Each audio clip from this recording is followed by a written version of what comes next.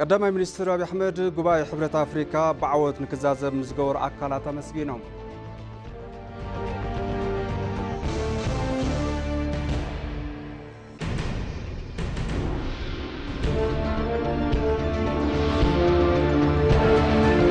بيت مخري منسترات لومي أبزكاي دوم بل 4 كلتن سروع أخيبة باستفرال قديات بمزتاي وسانة محلاليفون.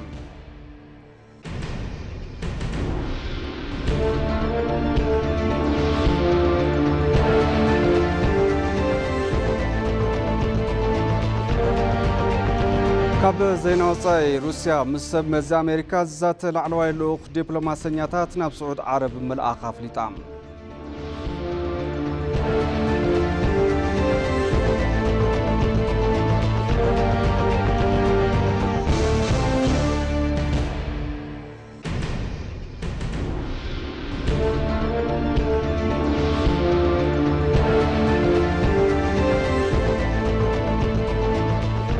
سلام تعنا هبلي زخوركم تملكتنا كمي تمسيو لكع ساعات حاد قوينو كم تنمود نس ساعات ترالو زيناتات حزنا مصينا لنا زيناتات بممراح حبيركم صنح انا ابراهيم سام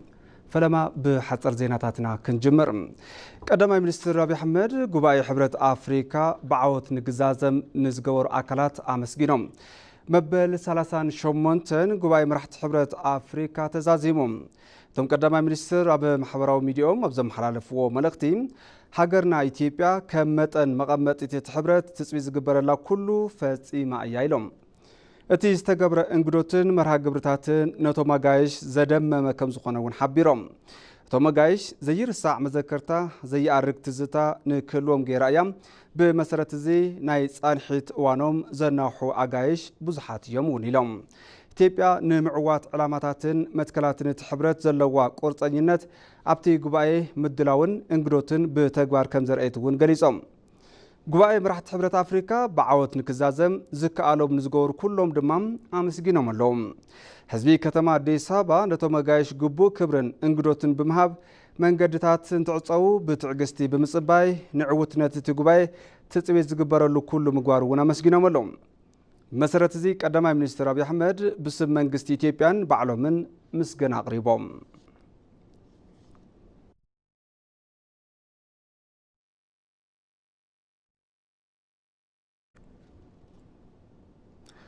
بيت مخري منسترات لومي أبزكايدو مبل 4 كلتن سروع أخيبة أب استفرالي قدات بمزتاي وسانم حلالي فلوم قدماي تي بيت مخري فلما استزاتي أب رقيق أواج أمرار حسرح سقات حدقا إثيوبيا يوم تي أواج بتي تكال استجمر السرعات ريفورم ناب تقبار بملوات أب إثيوبيا حدحداوي متحققاز بحل هزبي ناي مدنفعن تردأينت بزلاغنت بعقم هاجر نموطا ماخل زغبر قدات سقات حدقا نزخون زيقاتات كاب مرهتات سباو حاجز بروغرامات زلاق لمعاتن مس معسال سلامن بمتأسسار محبراوي ايكونومياون مورالاون قدات نمنكاي زاق اليوم اتي بيت مخري عبتي قداي بسفحو دحر مزتاي اتهوتات بموساق نابايتو كالتزوي نكم حلالف بمولو دمسي وسينو لهم كلتا كابزي بمغزة التي بيت مخري استزاتي عبد سلست رقاقت دنبتات متايش تكالاتيوم متايش دنبي يونيفرسيتي مكل خالي إثيوبيا علامون معوات مستخاخلي أورادوان لو تتات أسرار حن مقبار جروب سبيشالايزد ريفرال هوسبيتال مكل خالن متايش دنبي ماخل دياغنوستيك مكل خالن تيتكال زل على حكمنا تهاجر طلب أقلقلوت داينوستيك تزامرتن نمملا كمون زحش حكمنا نمقلاش ناب وصا هاجر زخدو تحكمتي برك هاجر أقلقلوت نكرقبو متايش دنبي جروب انجينيرينج اندستري مكل خال تقبارن حلافنت نتيتكال بمدنقاق نعبيت هاجر قدون قواطان مقبار معقف حق كوينو نخقلقل قريب لهم تي بيت مقري أبتم رقاقت دنبتات دحر مزتاي اتاوتات بموسى أب نقاريت قازيتات حاتيموم كابزوت قلو على الجميرو أب سراح نقوعلو بملو دمسي وسينو لهم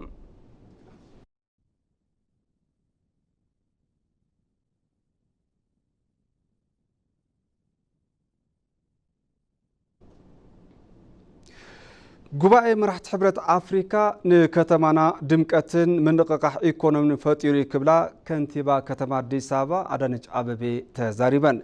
مبل 38 ጉባኤ መራሕቲ ሕብረት አፍሪካ ብድምቀት እናተኻየደ ጸኒሑ ትማል ምሸት ምዝዛሙ ይዝከር። ከንቲባ ከተማ አዲስ አበባ አዳነች አቤቤ እቲ ጉባኤ መልኪተን በማሕበራዊ ሚድያ ገጸን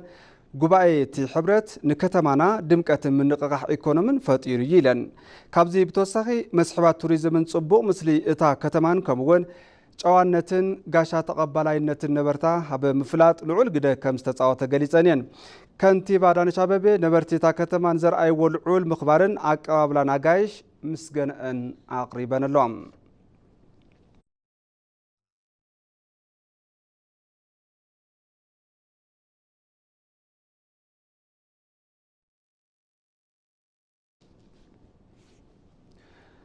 ምክትል ቀዳማይ ሚኒስትር ዩናይትድ ኪንግደም አንጀላ ሬይነር አዲስ አበባ አትየን።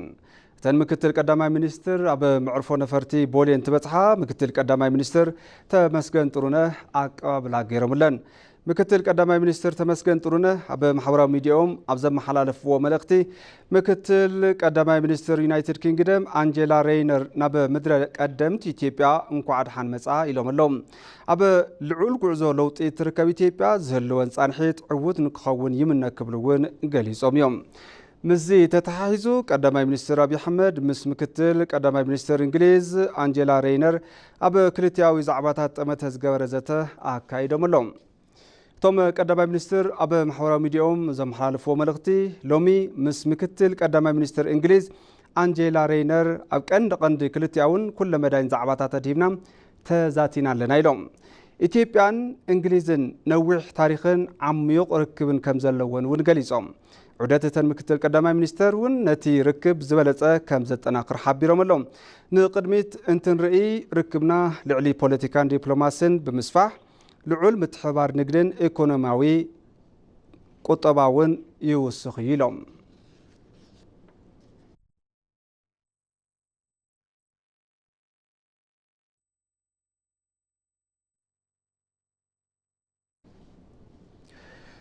ሚኒስትር ፍትሒ ዝህቦም ኣገልግሎታት ብዲጂታል መለለይ መንነት ጥራሕ ንክኾኑ ይሰርሕ ከም ዘሎ ፍሊጡ።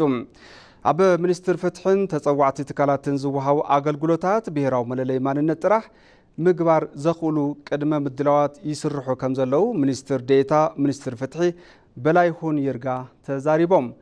ኣብዚ ዓመት ንሓለዋ መለለይ ማንነት መሃብን ምሕዳስን ኣገልግሎት ብዲጂታል መለለይ ማንነት ንምግባር ምድላው ይግበር ከም ዘሎ ገሊጾም። ካብዚ ብተወሳኺ ሰነዶም ሙሉእ ንሙሉእ ዲጂታላይዝ ናይ ምግባር ስራሕቲ ከም ዝተኻየደ እውን ገሊጾም ኣለዎም።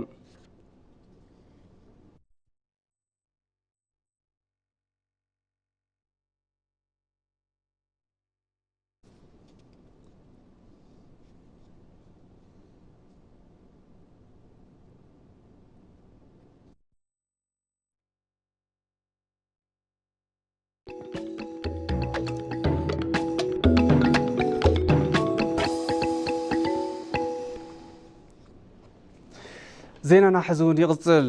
ጥምረት መፍትሒ ዘላቒ ልምዓት ሕብራት መንግስታት ኣብ ኣፍሪካ ቢሮኡ ኣብ ትሕቲ ዩኒቨርሲቲ አዲስ አበባ ከፊቱ።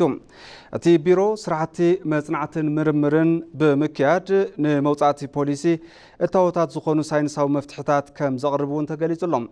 ፕሬዚዳንት እቲ ጥምረት ፕሮፌሰር ጀፍሪ ሳክስ ፈላማይ ተግባር እቲ ጥምረት ኣብ ዓለም ኢኮኖሚያዊ ምዕባለን ማሕበራዊ ፍትሕን ንምንጋስ ኢሎም። ንመንግስቲ ምድጋፍ ምዕዋት ዘላቒ ሽቶታት ልምዓት ብምዃኑ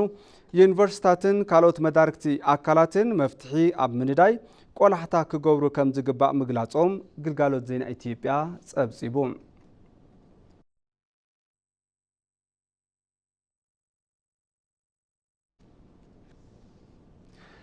ኣብ መበል 38 ጉባኤ መራሕቲ ሕብረት አፍሪካ ዝተሳተፉ መራሕቲ ነናብ ሃገሮም ይምለሱ ኣለዉ።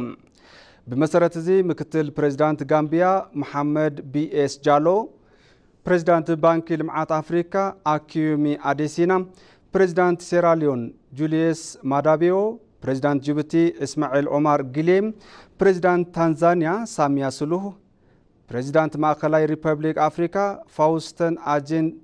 تواديرام، بريزيدانت ألجيريا عبد المجيد توبون، بريزيدانت رواندا بول كاغاميم، بريزيدانت فلسطين محمد عباس، قدامي منستر باربادوس ميا أمور موتيلين،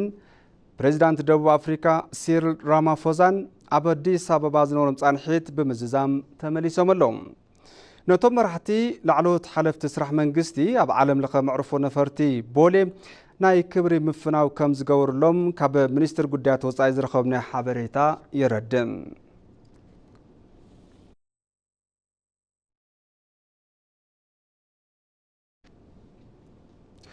ኣብ ኣዲስ ኣበባ ዝተሳለጠ መበል 38 ጉባኤ መራሕቲ ሕብረት ኣፍሪካን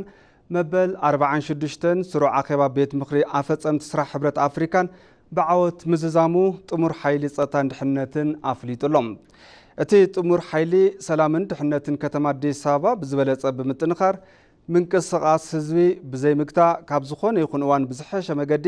ፍሰት ትራፊክ ስሉጥ ብምግባር ብምውዳድ ብምስርሑ እቲ ጉባኤ ብዓወት ምዝዛሙ ገሊጹ ዘሎም ኣብቲ ጉባኤ ንምስታፍ ዝመጹ ኣጋይሽ ኣብ ዝተፈላለዩ ከባብታት ኣዲስ ኣበባ እንትንቀሳቐሱ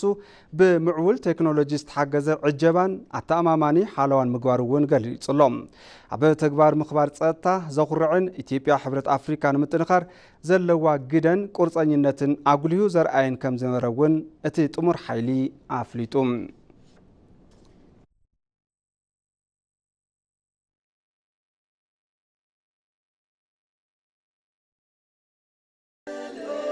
Ethiopia is the mother of African independence.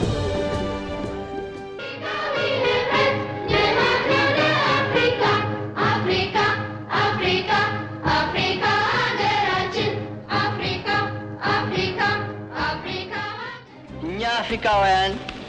በአሁኑ ጊዜ በዓለም ላይ የተለየ ስፍራ ይዘናል። ብዙ መቶ ዓመታቶች በጭቆና በባርነት የኖርን በመሆናችን ማናቸውም ህዝብ ነፃ ሆኖ ሊኖር ይገባዋል ብሎ ለመከራከር ከኛ የበለጠ ሊኖር አይችልም።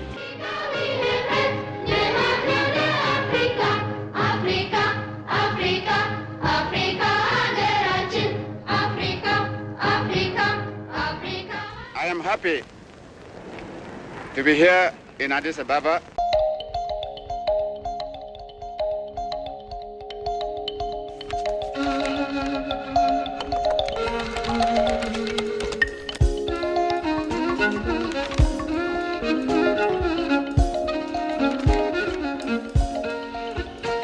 የአፍሪካ ማህበር ሰብሳቢ አብሳሪ የጥቁር ህዝብ ጽዋ መስራች ጠሪ አክባሪ በባርነት ዋሻ የነጻነት ቀንዲ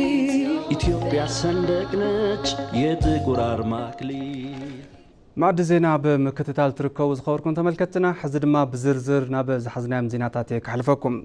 ስምምዕ ሰላም ፕሪቶሪያ አፍሪካውያን ጸገማቶም ባዕሎም ምፍታሕ ከም ዝኽእሉ ዘረጋገጸ ምዃኑ ተገሊጹሎም ካብቲ ከይዲ ስምምዕ ካልኦት እንታይ ንምሃር ዝብልን ኣብ ሕብረት ኣፍሪካ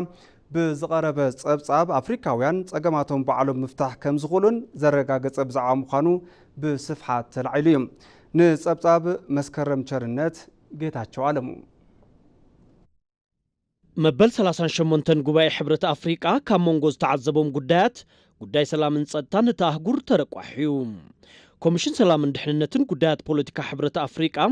ከይዲ ስምምዕ ሰላም ፕሪቶሪያን ካብቲ ስምምዕነት እንታይ ንምሃር ብዝብል ጸብጻብ ኣቕሪቡ The peace process in Tigray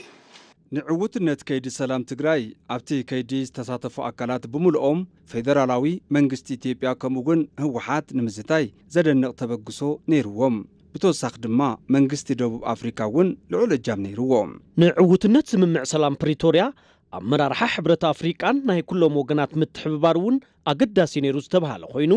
ብስለት ኣመራርሓ አፍሪካውያን ክንመሃረሉ ይግባእ ተባሂሉ And let me really thank the two signatories, the brothers and sisters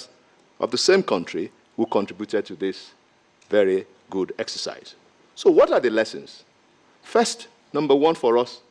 is African leadership. Thanks to the government of Ethiopia, Prime Minister Abiy insisted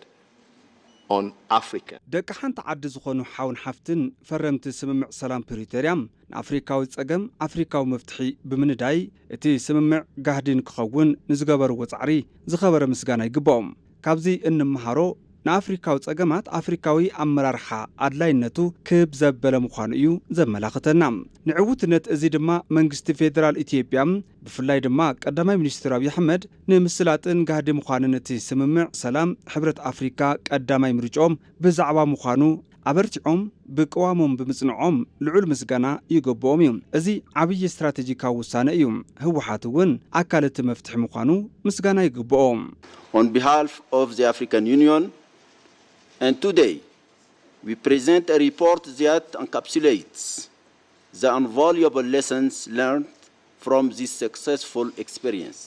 ሕብረት ኣፍሪካ ብምውካል ጸብጻብ ኣፈጻጽማ ስምምዕ ሰላም ፕሪቶሪያ እንትነቕርብ ካብዚ ዕውት ከይዲ ዓብይ ዋጋ ዘለዎ ትምህርቲ ንወስድ ኢና እዚ ሎሚ እነቕርቦ ዘለና ጸብጻብ ብኮሚሽን ሕብረት ኣፍሪካ ዝተገበሩ ጠቐምቲ ጻዕርታት ንምርኣይን ብመንግስቲ ደቡብ ኣፍሪካ ኣብ ፕሪቶሪያ ዝተበጽሐ ስምምዕነትን ብመልክዕ ሰነድ ንክቕመጥ ንምግባር እዩ እዚ ድማ ብኢትዮጵያ ጥራይ ዘይኮነስ ኣብ ኣህጉር ኣፍሪካ ዘላቒ ሰላም ንክህሉ ዘለና ተበግሶ ዘርኢ ህያው ምስክር እዩ ሚኒስትር ጉዳያት ወጻኢ ዶክተር ጌዲዮን ጢሞቴዎስ በወገኖም ንዕውትነት ስምምዕነት ሕብረት ኣፍሪካን ሰሙያ ኣፍሪካን ልዑል ኣስተዋጽኦ ከም ዝነበሮም ድሕሪ ምግላጽ ንዕውትነት ከይዲ ኣስተዋጽኦ ንዘበርከቱ ኣመስጊኖም The best example the Pretoria Agreement sets for other cases is that it was founded on fundamental objectives and principles beyond silencing the gun. ስምምዕ ሰላም ፕሪቶሪያ ኣብ ኣፍሪካ ተመሳሰልቲ ጸገማት ንምፍታሕ ኣብነት ዝኸውንን ኣፍሪካ ድምፂ ጥይት ዘይስምዕላ ኣህጉር ንምግባርን ኣብ ዝተተሓዘ ትልሚ ንዝተቐመጡ መርሆታት እውን ዝተኸተለ እዩ በቲ ስምምዕነት ክልቲኦም ወገናት ኣፈላላዮም ብሰላማዊ መገዲ ንምፍታሕ ግዝኣታዊ ሓድነት ኢትዮጵያ ንምኽባርን ንሕገ መንግስቲ ምዙዛት ንክኾኑን ተስማዕሚዖም እዮም እዞም መርሆታት እቲ ስምምዕ ሰላም በኣግባቡ ንምትግባርን ካብ ቅድሚ ሕዚ ብዝበለጸ ብዕቱብ ንክንሰርሕን ዝሕግዙና እዮም ርእሰ ምሕዳር ጊዜያዊ ምምሕዳር ክልል ትግራይ ጌታቸው ረዳ በወገኖም እቲ ስምምዕነት ሕብረት ኣፍሪካ ንኣፍሪካዊ ጸገማት ኣፍሪካዊ መፍትሒ ንዝብሎ ብተግባር ዘረጋገጸ ኢሎም Silencing the guns in 2030 is I thought ኣብ 2030 ኣፍሪካ ድምፂ ጥይት ዘይስምዕላ ኣህጉር ንምግባር እቲ ኣጀንዳ ዕላውን ትግበር ኣዝዮም ብዙሓት ስራሕቲ ከም ዝሓትትን በቀሊሉ ምዕዋት ከም ዘይከኣልን ሓሲበ ነይረም ኣብ ፕሪቶሪያ ዝተገብረ ስምምዕነት ሰላም ግን ተበግሶ እንተሃልዩ ምግባር ከም ዝከኣል ዘረጋገጸ እዩ ኣብቲ ጸብጻብ ኣፍሪካውያን ናይ ባዕሎም ጸገም ባዕሎም ምፍታሕ ንክኽእሉ ሓንቲ ሃገር ካብ ካልኦት ምምሃር ክትኽእል ከም ዘለዎ እውን ተሓቢሩ መራሕቲ ፓን ኣፍሪካኒዝም ኣብ ቃልሲ ጸረ ባዕዳዊ መግዛእቲ ዝነበሮም እጃም ዕዙዝ ምዃኑ ማህደራት ታሪኽ ይሕብሩ ታሪኾም ናብ ወለዶ ኣፍሪካውያን ንምሕላፍ ብማህደር ፎቶ ዝተሓገዘ ዝኽሪ ታሪኽ ኣብ ቤት ጽሕፈት ሕብረት ኣፍሪካ ተቐሚጡሎም ፍሳ መብራቱ ተኸታቲልዎ ኣሎ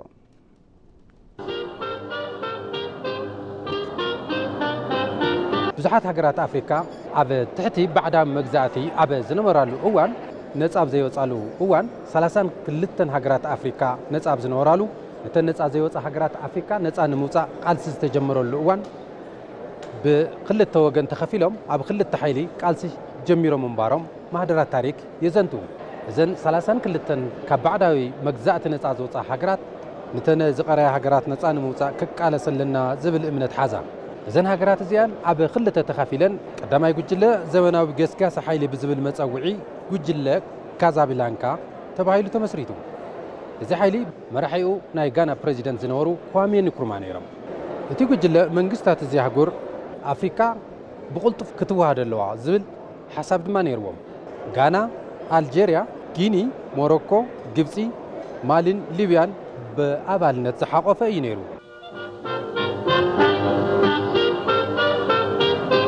እቲ ካልኣይ ጉጅለ ሞንሮቪያ ዝበሃል መፀውዒ ነይርዎ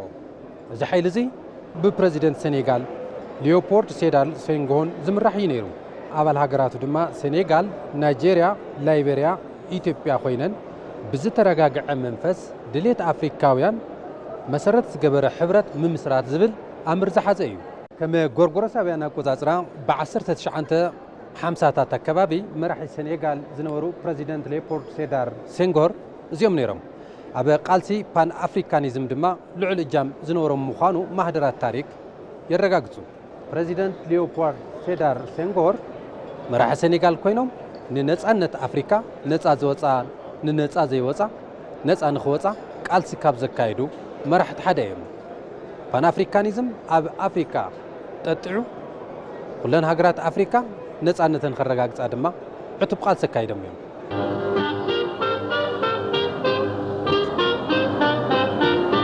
ኣብ መወዳእታ ኣብቲ እዋን ዝነበሩ መራሒ ሚኒስተር ጉዳያት ወፃኢ ኢትዮጵያ ከተማ ይፍሩ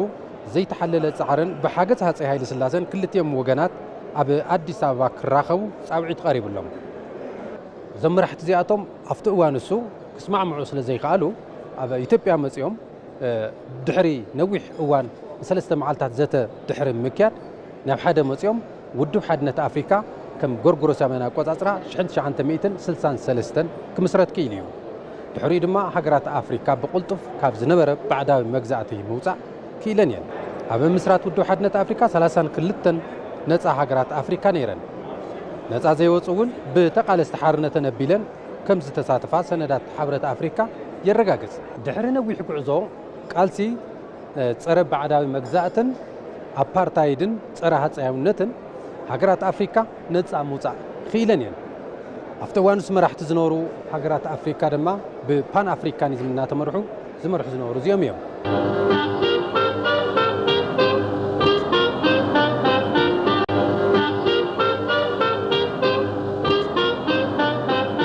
ድሕሪ ነዊሕ ጉዕዞ ውድብ ሓድነት ኣፍሪካ ናብ ሕብረት ኣፍሪካ ተቐይሩ እዩ ብሕብረት ኣፍሪካ ቢሎም ድማ ኣብ 50 ዓመቱ ዝነበርዎ ጉድለታትን ዝነበርዎ ጽቡቃት ምዕባለታትን መሰረት ብምግባር ገምጊሙ ናብ ኣጀንዳ 2063 ምጽዳቕ ተሸጋጊሩ እቶም ኣጀንዳ ዝማዕበለት ብፍትሒ ብዲሞክራሲ ዝተረጋገጸላ ኣፍሪካ ንምፍጣር እዩ ህዝብታት ኣፍሪካ ብትምህርቲ ብጥዕና ብምግቢ ዓርሶም ንምኽኣል ድማ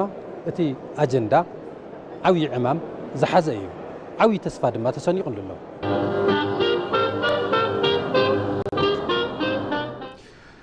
አፍሪካ ሓገዝ እንተይኮነስ ፍትሒ እናተጸበየት እያ ክብሉ ቀዳማይ ሚኒስትር ፌደሪ ዶክተር አብይ አሕመድ ገሊጾም ብኻል ወገን ነበር ሊቀመንበር ኮሚሽን ሕብረት አፍሪካ ዝኾኑ ሙሳፋቂ መሐመድ ምዕብልቲ አፍሪካ ክትህነጽ ኣብ ምግባር መራሕቲ አፍሪካ ብጽሒቶም ንኽዋፁ ዝጸውዑ ኮይኖም ተሳተፍቲ እቲ መድረኽ ብወገኖም ኣብ ከተማ አዲስ አበባ ብዝረኣይዎ ለውጢ ከም ዝተደነቑ ገሊጾም እዮም ሙሉ ብርሃን ግርማይ ተወሳኺ ኣለዋ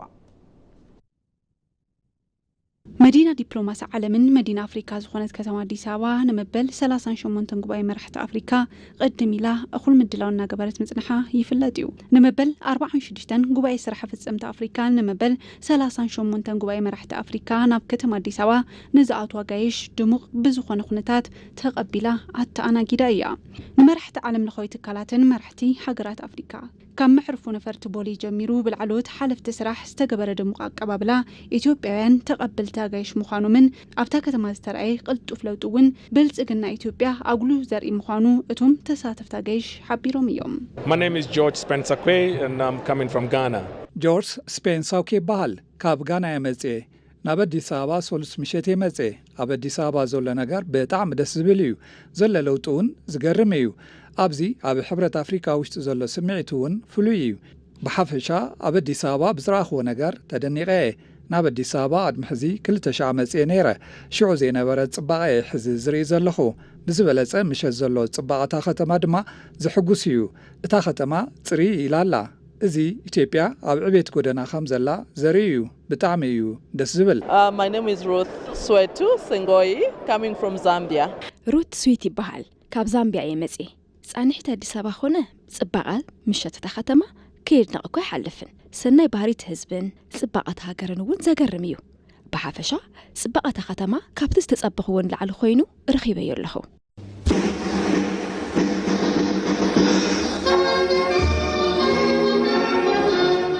أبزي مبل 38 تنقباي مرحة أفريقيا ترخيبهم مدرس سمعو قدام مينستر دكتور أبي أحمدون أفريقيا كما قرب بركت بزبالو قدات إنها تفتنت كم زلال علوم نزيون أمت حبار استمسرته فتحن حبارينت على مخانو على العلوم يوم. The theme for this year's assembly calls on us فتحي مكححسي نأفريقاويان نزري أفريقيا زبل مريح قال لوم عمت أب تاريخ نزبصح يفتحونتن نمكححس بمحسابيو ازي حجز صاوعيت محتاتا يكونن فتحيو نا ميليونات كبري ዳግም ንምምላስ እዩ እቲ ዝበጽሐ ድኽነትን ምግላል ንምቕናስን ንምክሓሓስን እዩ ነቲ ዝበጽሐ ግፍዕን በደልን ኣፍልጦ ምሃብ ኣብ ቀጻሊ ንኽተርፍ ይገብሮ እዩ ኣብ ኣፍሪካ ፍትሕን ሰላምን ንምርጋጽ ብምትሕባር ምስራሕ ኣድላይ ምዃኑ እውን ቀዳማይ ሚኒስተር ዶክተር አብይ አሕመድ ኣልዒሎም እዮም To achieve lasting peace, justice and prosperity. ቀጻልነት ዘለዎ ሰላምን ፍትሕን ብልጽግና ንምርግጋጽ ካብ ዞባዊ ወጥሪ ንኽንወጽእ ይግባእ ታሪካዊ ዝኾኑ ምክፍፋላት እውን ክንዕርዮም ይግባእ ሓድነትና ብምጥንኻር ሓበራዊ መባጽሕ ዝኾና ቦታ ክንርኢ ይግባእ ኣብ ኣፈታት ሓጎንፅን ኣብ ህንጸት ሰላም ክንሰርሕ ይግባእ ኣብ መበል 38 ጉባኤ መራሕቲ ኣፍሪካ መደረ ዘስምዑ ሙሳ ፋኪ መሐመድ ቦገኖም ኣብ ኣባላት ሕብረት እናተረኣይ ዘሎ ጎንፅን መከፋልን ስደትን ንኣፍሪካ ፈተና እናኾኑ ብዛዕባ ምምጽኦም ኣልዒሎም እዮም The continent is suffering from the excesses and fragmentations reflected in proximity conflicts. ኣብ ዝተፈላለዩ ሃገራት ኣፍሪቃ ዘለው ጎንፅታትን ራዕዳውነትን ኣብ ሱዳን ዘሎ ኩናት ኣብ ሊብያ ዘሎ ምክፍፋል ኣብ ዞባ ሳሕል ወጥሪ ምኽንያት ብምግባር ዝተፈጠረ ስደት ንለውጢ ኣፍሪቃ ማሕለኻ ኮይኑ ጸኒሑ እዩ ኣብ ከተማ አዲስ አበባ ዝተሳለጠ መበል 38 ጉባኤ መራሕቲ ኣፍሪካ መራሕቲ ትካላት ዓለምን ዕዱማት መራሕቲ ሃገራት እናተሳተፉ ዝርከቡ እንትኾኑ ኣብ ከተማ አዲስ አበባ ኣብ ዝተሃነጹ ዝተፈላለዩ ፕሮጀክታትን ዑደታት ሳሊጦም እዮም በዚሁ እውን ብዝረኣይዎ ለውጢ ከም ዝተደነቁ ገሊጾም እዮም ካብ መንጉዚያቶም ቀዳማይ ሚኒስትር ባርባሮስ ዝኾና ማያ ሞተልያ ሓንቲ እየን ማያ ሞተሊ ብዛዕባ ዓወት ዓድዋ ዝተሰምዐን ስምዒት ኣብ ጉባኤ ሕብረት ኣፍሪካ ከም ዝስዕብ ገሊጸን እየን I stand here clothed in the spirit of the battles of Adwa. ዓወት ኩናት ዓድዋ ኣብ ዝተሓፈሰሉ ቦታ ብቐረባ ተረኺበ እየ ደው ኢለ ዘለኹ እቲ ኩናት ኣብ ውሽጢ 24 ሰዓታት ሓያላንን ብርቱዓን ኣእዳው ኣውሮፓውያን ኣዝሒሉ ኣብ ኣፍሪካን ካልኦት ከባቢታትን ንዝርከቡ ኣፍሪካውያን ኣላዓዒሉ እዩ ሰናይ ገባሪነት ካብ ክፉእ ብርሃን ካብ ጸልማት ከም ዝበልጽ ብተግባር ኣርዩ እዩ እዚ ድማ ዋጋ ሓድነት ንምርኣይ ኣኺሉ እዩ ሰላምን ልምዓት ኣፍሪካ ንምርጋጽ ኩሎም መራሕቲ ኣፍሪካ ብምትሕባር ክሰርሑ ከም ዝግባውን ኣብቲ ጉባኤ ተላዒሉ እዩ ኣፍሪካ ኣፍሪካ ኣፍሪካ ሃገራችን ኣፍሪካ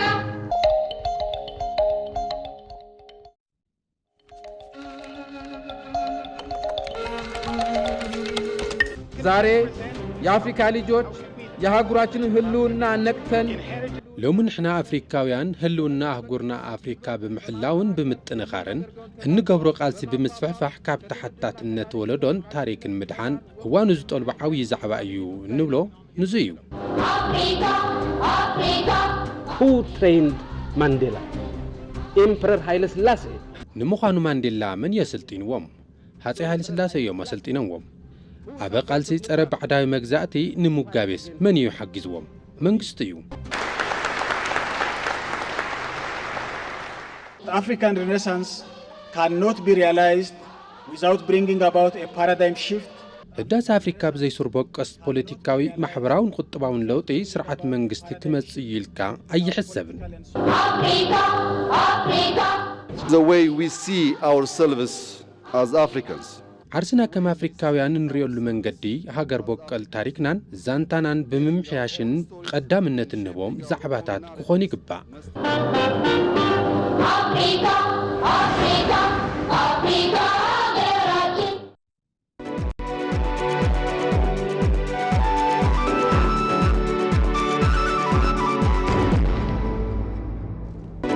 ተመልከት ሕዝድማ ናብ ዜና ዕዳጋ ክሰግር ሻምናይ ፎረም ቢዝነስ አፍሪካ ኣብ አዲስ አበባ ይሳለጠሎም እቲ ፎረም ካብ ዝላ ናብ ምዕባለ ዘዋዊ ዓቕሚ ምትእሳር እታወት አፍሪካ ንምጥንኻር ብዝብል መሪ ሓሳብ እዩ እናተኻየደ ዝርከብ ኣብቲ መድረኽ ፕሬዚዳንት ፌደሪ ታዬ አጽቀሥላሴ ተዋሳእቲ ዘፈር ውልቀ ትካላት ልምዓት ኣምባሳደራት ዝተፈላለዩ ሃገራት ትካላት ፋይናንስን ተወከልቲ ትካላት ሲቪል ማሕበረሰብን ተሳቲፎም ኣብ አፍሪካ ቆምቲ እንስሳት ሕርሻ ኢንዱስትሪን ካልኦት ዓውድታትን ከምውን ዞባዊ ምትእሳር እታወትን ልምዓት ፍሉያት ዞባታት ኢኮኖሚን ዘድህበም ቢዝነስ ፎረም እዩ ተባሂሉሎም ኣብቲ ፎረም ኢትዮጵያ ሓዊሱ ዝተፈላለዩ ሃገራት ኣብቶም ዓውድታት ዘለውን ተመኩረታት ቀጸልቲ ዕድላት ፈተናታትን መፍትሕታትን ቀሪቦም ምክክር እናተገብረሎም ከም ዝርከብ ተሓቢሩሎም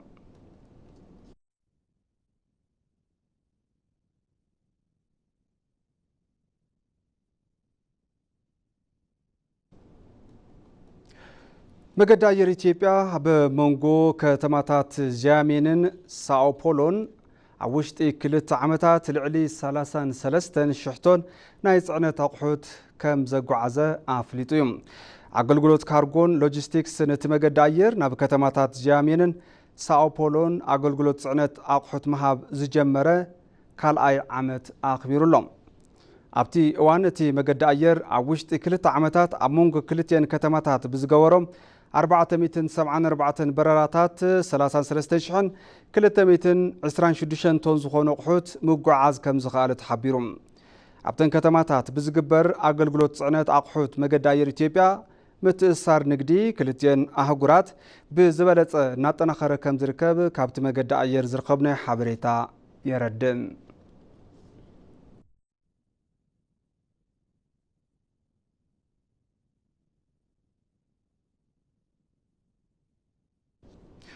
ሕዚ ድማ ናብ ዜና ወፃእ ክሰግር ሩስያ ምስ ሰብ መዚ ኣሜሪካ ዝዛተ ላዕለዋይ ልኡኽ ዲፕሎማሰኛታት ናብ ስዑድ ዓረብ ምልኣኻ ኣፍሊጣ። እቲ ልኡኽ ብሚኒስትር ጉዳያት ወፃኢት ሃገር ሰርጌይ ላቭሮቭን ላዕለዋይ ኣማኻሪ ክሬምሊን ዝኾኑ ዩሪ ኡሽኮቭን ዝተመርሐ ከም ዝኾነ ተሓቢሩሎም። ጽባሕ ድማ ልኡኽ ዋሽንግተን ኩናት ዩክሬን ሩስያ ናብ ሰላማዊ ድርድር ንምምጻእ ዝዓለመ ምክክር ከም ዝገብር ትጽቢት ይግበር። በተመሳሳሊ ሚኒስትር ጉዳያት ወፃኢ ኣሜሪካ ማርኮ ሩቢዮ ኣማኻሪ ብሄራዊ ድሕንነት ዶናልድ ትራምፕ ማይኪ ዋልትዝን ፍሉይ ልኡኽ ኣሜሪካ ኣብ ማእኸላይ ምብራቕ ስቲቭ ዊትኮፍን ኣቐዲሞም ናብ ከተማ ሪያድ ከም ዝኣቱ ተገሊጹሎም። ኣብቲ እዋን ዘተ ልዑል ልኡኽ ዩክሬን ከም ዘይሳተፍን ብብርኪ ውልቀ ሰብ ንኬቭ ወኪሉ ዝሳተፍ ዲፕሎማት ክህሉ ከም ዝኽእልን ተሓቢሩ። ፕሬዚዳንት ኣሜሪካ ዶናልድ ትራምፕ ቅድም ክብል ምስ ሩስያ መዘንኦም ቭላድሚር ፑቲን ኩናት ሩስያ ዩክሬን ንምቁራጽ ዝዓለመ ናይ ስልክ ዘተ ዝገበሩ እንትኸውን ፑቲን ብዛዕባ እቲ ጉዳይ እወንታዊ ምላሽ መሃቦም ይዝከር። ጽባሕ ዝካየድ ዘተ ልኡኽ ክልቲአን ሃገራት ብስምምዕነት ፍጻመ ዝረክብ እንተኾይኑ ፕሬዚዳንት ዶናልድ ትራምፕ ምስ ሩስያ መዘንኦም ፊት ንፊት ብምርኻብ ክዛተዩ ከም ዝኽእሉ ሮይተርስ ጸብጺቡ።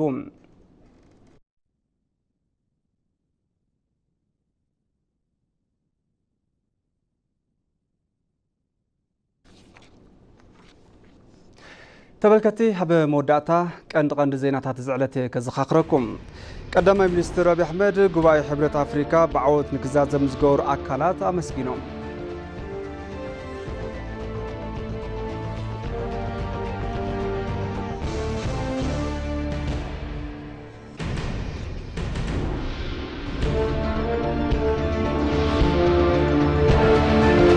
ቤት ምክሪ ሚኒስትራት ሎሚ ኣብ ዘካየዶ መበል 42 ስሩዕ ኣኼባ ብዝተፈላለዩ ጉዳያት ብምዝታይ ውሳነ መሓላሊፉ።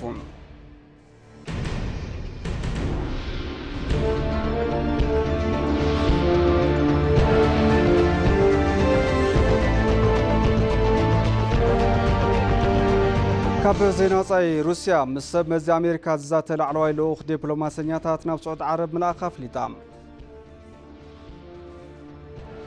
ባርከስ ተመልከቲ ማዲ ዜና በዚ ዛዘም ስለምክታልኩም ኣዝና ነመስግን። ሰላም